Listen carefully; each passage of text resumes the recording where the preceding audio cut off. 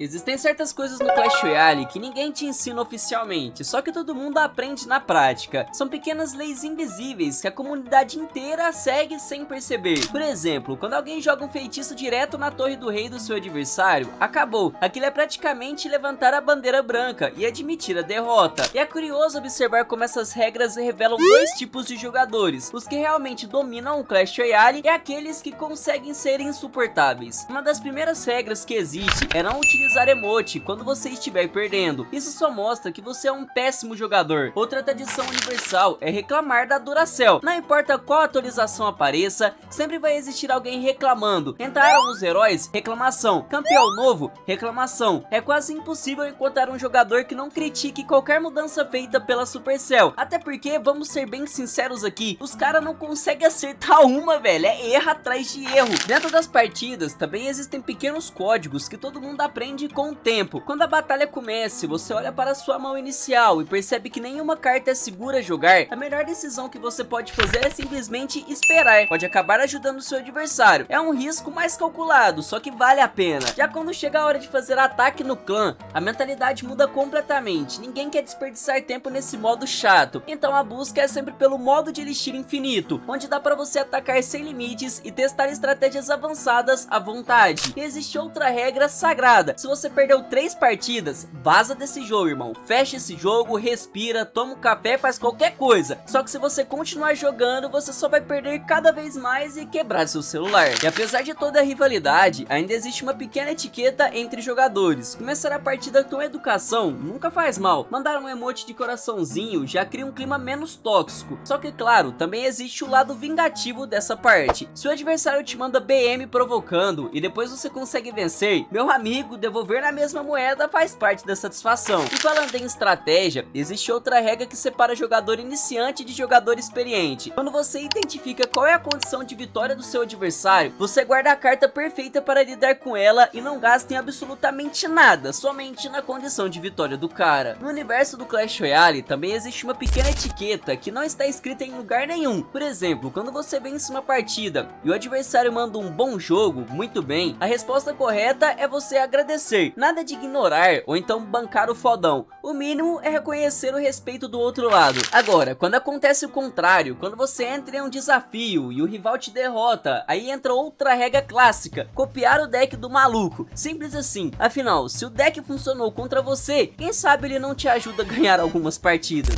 E claro, sempre que chega uma nova atualização, todo mundo corre para melhorar as cartas principais do próprio deck o mais rápido possível. Quando surge um novo nível ou então uma carta forte no meta, a primeira reação é investir tudo que você tem nessa carta. Só que junto com isso, também existe um costume bem diferente dentro da comunidade: criticar todos os decks possíveis, menos o seu. Sempre tem alguém reclamando de quem utiliza Mega Cavaleiro, Corredor, Golem, outros não gostam do Bárbaro de Elite, e tem também os eternos alvos de piada, os jogadores de log bait, que, se você sabe bem, são os jogadores do LGBT. Outra regra não escrita é procurar inspiração nos criadores de conteúdo da comunidade. Muita gente monta seus decks copiando estratégias de jogadores profissionais, porque afinal de contas eles são jogadores profissionais, e se funcionam para eles, talvez funcione para você. Tem gente que segue jogador competitivo, outros preferem youtubers que explicam estratégias. Eu, por exemplo, sempre achei muito interessante ver os decks do Lucas e do Wallace, porque muitas vezes surgem ideias que acabam dominando o meta. Os caras são muito zica. E falando em jogadores profissionais, uma coisa que os veteranos vão lembrar imediatamente é o seguinte: antigamente, quando você tirava uma carta lendária, era praticamente obrigado a tirar uma captura de tela. Aquilo, meu amigo, era um momento histórico. Hoje em dia, com várias e várias cartas lendárias fácil de ganhar, já não é a mesma emoção, mas quem viveu sabe.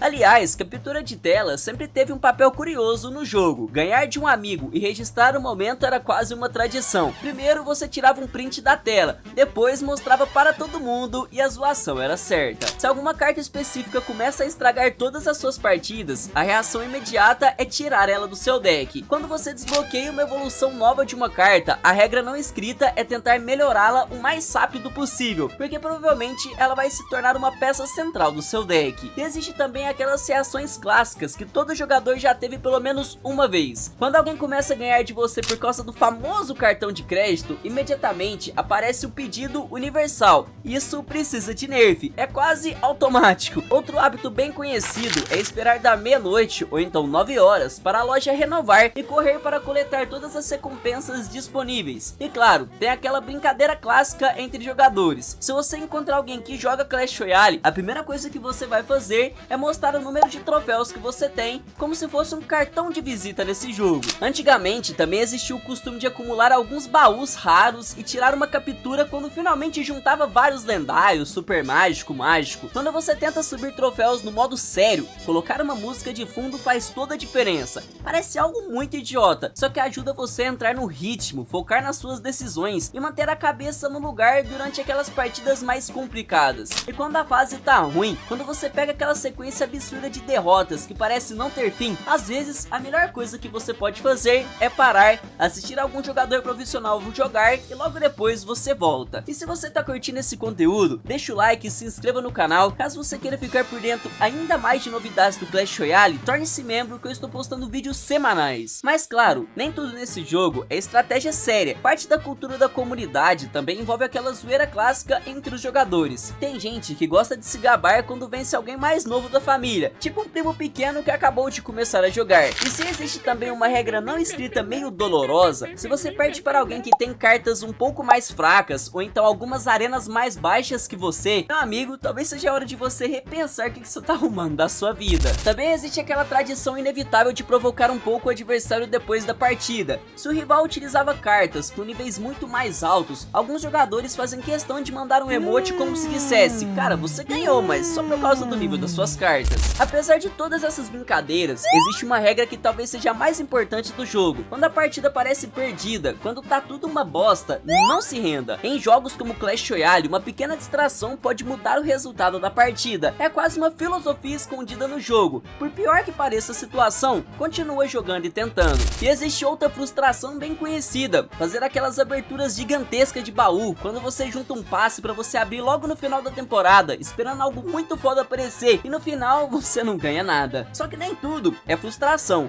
Quando aparece uma partida realmente absurda, daquela cheia de virada emocionante, jogada perfeita, tensão até o último segundo, a primeira coisa que muita gente faz é correr para ver se por algum milagre a partida apareceu no TV Royale, porque ali você ganha alguns minutinhos de fama. Outra coisa extremamente comum acontece logo depois de uma derrota. O cara te amassou e a curiosidade bate na hora. Você entra no perfil dele para ver quantos troféus o cara tem, qual liga que ele tá, e existe uma habilidade que separa jogadores comuns e jogadores bons: saber contar Elixir. Muita gente perde partidas porque acredita que o adversário tá tirando Elixir do nada, mas a verdade quase sempre é outra: o adversário simplesmente tá administrando melhor os recursos que você. E talvez a regra mais difícil de todas seja uma bem simples: ter paciência. Parece fácil, só que não é. Em momentos de pressão, muitos jogadores acabam jogando cartas no desespero, fora de posição, gastando Elixir sem pensar, e aí o adversário aproveita a brecha e constrói um ataque impossível de parar. É assim que muitas partidas são perdidas. E claro, sempre esteja atento ao meta: quais cartas estão fortes, quais estratégias estão dominando o momento. Também fique de olho em recompensas escondidas, emotes gratuitos ou então códigos que aparecem uma vez ou outra. No final das contas, tudo isso faz parte da experiência de jogar Clash Royale. E se você curtiu esse vídeo, deixa o like e se inscreva no canal. Um abraço e até o próximo.